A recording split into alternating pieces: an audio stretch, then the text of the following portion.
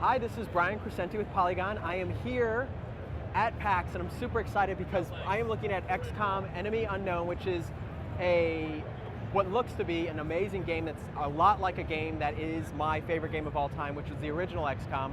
And I'm here with Jake Solomon, who has been working on the game. And, yes. And I have to ask, I'm going to cut away from the game for a second. Yeah. My understanding is one of the reasons you do game development is because of this game, the original game? Yes. So when UFO Defense, the original XCOM, which came out 18 years ago, which is a little depressing to think about because that was my senior year in high school. So I first played the game right when it came out in 1994, and I played it my entire senior year. And then the next year when I went to college, I got a computer science degree because I loved XCOM so much. And then I got a job at PAX East, which sort of rose from the ashes of Microprose. And ever since I've been there, I've been hammering Sid to let me make an XCOM. And it's a good thing they waited until now, yeah. Well, so, and this is interesting because as much as I like the XCOM that was announced prior to this, the shooter XCOM, part of me, a big part of me, because I love the turn-based strategy version, was really sort of dying on the inside. Sure. I really wanted this to happen. Yeah. What was it like for you on the inside? Was there this moment where you didn't know that they were doing this other one?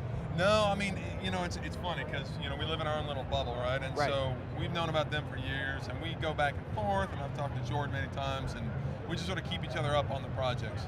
And so we knew about each other for years, and we thought, to ourselves, we were thinking, like, this is the best of both worlds for fans of XCOM because, as you and I know, we've been wandering through the desert for a long time, right? It's been a long time. And so we thought, well, this is really cool. We'll have one completely new take, narratively, in a completely different genre. And then ours was obviously very, very heavily true to the original game. So, so then, the fan reaction being what it was, we still think like this is the best of all worlds, really. Like, if you're a fan of XCOM, not only are we giving you something true to the original, but we're also sort of expanding the franchise even more. Right. Now, I just came out of the presentation and completely blown away by it. Awesome. So I think I told you this earlier, I'm not just, I don't just go up to the developers and say, oh, I love this franchise. Right. I am on the record of saying this is one of, if not. Oh, I know. I've read your stuff. I know you're real. You're real, yeah. So we were talking about this though, the one I like the most. I loved the original, but Terror from the Deep. You guys always mystify me. The guys who like Terror from the Deep more than the real is just a mystery to me. So I mean, the reason I liked it, like I said, we had this conversation. Like S&M or something? Like, that is a hard game. It is a hard game, and it's a tough love game. It's like, it punishes you if you mess up forever. Like, you just cannot ever recover from that. Yeah, punishes is a good word, because it's not like it's a hard game. It's like a punishing game. It is punishing. And you said this will have a way for me to get that satisfaction. Yes, for guys like you. No, we have, of course, all the difficulty levels. And in fact, as a tip of the cap, our hardest difficulty level is called Classic Mode, because we want, people who want that tough love, we definitely want to give it to them. That sounds weird when I say it like that, but you know what I mean. But we also have a toggleable Ironman mode, and so if you turn this on at the beginning of the game, you're saying, I'm not going to save load, the game's going to take care of it for me, so whenever anything happens, the game will say like, okay, all right, we're just going to move on. There is no reloading if your favorite soldier dies. It is time to just move on. There's no reloading if a country leaves the council. You just have to keep going, so. So I'm assuming you've been playing this? Oh yes, that's what I'm doing pretty much now, is playing and balancing, yeah. Do I play in Ironman mode? Is that the question? That's what I was going to ask. I paused for a second because I just thought about how nice it would be to do that right now. Play that game. Nowadays you can have it. So I play all the different difficulties to make sure the balancing is right. But yes, I have played in Ironman mode. It's crazy. I mean, the difference is you can always, and I think all XCOM players did this, maybe not you, but when you would lose somebody, you accepted it, but there were certain characters over the course of the game, if you lost them really late, you're like, that didn't happen. We're gonna reload, And so in Ironman mode, it is like every turn, that there is no going back. So every turn, there's not even an option of save reload. So you were just like on pins and needles. It's a completely different experience. And that's why I like that game, Terror from the Deep, because it really was like, there were no do-overs really. I mean, and like you said, there were levels that went for 8 hours. that you were like, Forever. and you were just trudging through it. There was hoping. a lobster man in a closet somewhere, and it took you 8 hours to find him, and he killed your last guy. Yeah. And you're just, oh. This is what he likes. Okay. It is what I like. So one of the reasons I love this game, I love the game because it's a great game, but I happened to be in a situation in my life. I was in college, didn't have a job. Okay. My car had been stolen. Right. I had a whole summer where I was stuck. So a good time. It was a good time. Yeah. I was stuck at my house. I spent the entire summer, my whole day was get up in the late morning, play this game until like late afternoon, go make a giant hoagie and get like a beer and eat it and drink beer until I passed out and then repeat. That's what I did for a whole summer. Honestly, it's a perfect summer. If there is a heaven and I die, that's what it'll be. That's right. what it'll be. So do you think, why is it, with the exception of Ghost Recon, I don't know if you played the Ghost Recon for the 3DS, the 3DS, amazing turn-based strategy game. We just don't see that many. For Axis is like it. Yeah, I mean, I think that it's the sort of thing, having that expertise, that, Ghost Recon, that was made by Julian Gollop, right? I mean, so it's a very, very small collection of people that have that kind of expertise, and that's why for us it was exciting to say, like, we weren't afraid of XCOM. If you really think about what the game entails, it can be really overwhelming as a developer, because you have to have destructible environments, you have to have all these design systems, you have to have a lot of things interacting, and so for us, because we have a lot of that knowledge in-house, and of course we have Sid in-house, then for us it's kind of exciting. We can say, look, it's not even a cynical thing, like, sometimes you hear like, this game is like nothing else, but we can not cynically say to people like, we will give you something like nothing else you've played, and that's pretty exciting. And I think a lot of that comes from, there just aren't many studios with that kind of background that would be able to do that. Right. And so, yeah, I mean, for us, it's a dream come true.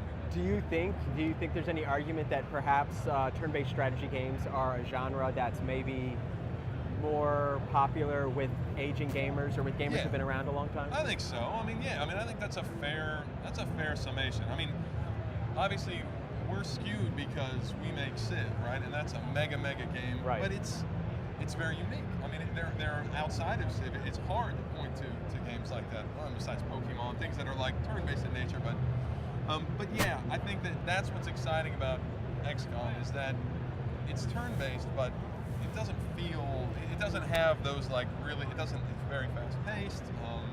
We've tried to make sure that it keeps moving. It has a lot of momentum to it. So I think that people will play it and they won't think, oh, this is a turn-based game. Instead, that's just sort of like the game mechanic. You can take turns. Is this, how similar, having played both a lot, how recognizable and similar do you think this is to that original series of XCOM games? Oh, very much so. I mean, again, I can't even tell you how many thousands of hours I've put in the original, and nowadays my job has gotten better to the point where I really do, most of my time is spent playing through the game all the way through, polishing things out. And so for me, I do feel comfortable saying, like, it's XCOM. Like, I'm making the same decisions, I'm having the same heartbreaks, I'm agonizing over my base layout, like all those things that I did in the original. Those notes are still there. Do you think the things, I know there's a few things that people didn't like about the original, the length of some levels, some of the, there'd be, I guess the AI would get in situations where it would just plow you over, like it would just kill you instantly. What sort of tweaks did you do to sort of deal with those issues? Yeah, I mean, challenge is difficult because, as you say, you're a great example. Like, challenge is an integral part of the experience. Right. But we tried to make sure that if we tweak things, it was in the interest of fairness, to where, like, as a player, you felt like there is no, and I know us hardcore guys, we have these wonderful memories about it. And then I walked off the dropship, and everyone died, and we're like, awesome. And anybody playing that game without our like nostalgia would be like, what the hell just happened? So we've tried to lean towards fairness without removing challenge. You're still gonna, in my current playthrough, I'm about halfway through, and my memorial wall, you can go to the memorial when you go back to the barracks. Oh, wow. And my memorial wall is already full of people who have given their lives in service of the war. So. That's sort of sad that you have a memorial wall, Oh, so you can go and reflect on. Yeah, there's bagpipes playing, so you go. It's in the bar, so you can tell it's a real like haphazard memorial. Somebody's got their knife in the wall. There's dog tags, and there's all these walls, and bagpipes start playing. So, yeah, we're a little bit of sadists ourselves, I suppose. So Sid Meier, I love his games, but I've always thought of him as like Civilization is his baby. Yeah. Does he play this? What does he think of this? Oh yeah, he plays it. So Sid and I have been really close. I've worked at Firaxis for 12 years now, and I've always worked on his projects. And so he's been my mentor. Everything that I know, I've learned from him. And I'm sort of like the dark version of Sid. You know, you couldn't imagine Sid making XCOM, right? Because I mean, he could do it, but you know, there'd be more jokes involved or something. Because he's a very light, you know, charming guy, and then I'm like the darker. So yeah, he plays it and he gives me feedback, and so you know, send me an email and say like, oh, you know, I wish you could have told me more about this, or hey, if you do this, this will help you out. And I probably visit with him every other day. I'll go in and sit on his chair and say like, look, I'm trying to do this, and he has the biggest bag of tricks when it comes to strategy or tactics. He has the biggest bag of tricks out there. So it's a blessing to have him as somebody I can go to. So last question, I'm just curious, there's a bazillion aliens that I'm sure everybody wants to see in the game. How many do you think you're bringing back, and are there going to be a lot of new ones? Yeah, and I forget the exact number, but we're adding new ones. Like some of the new ones we've shown, the Berserker, who was in the demo, right? Who beats guys to death. So then there's the Thin Man, who, again, in the spirit of that original, where it's sort of like the UFO mythology, he's sort of the infiltrator, looks kind of like a human.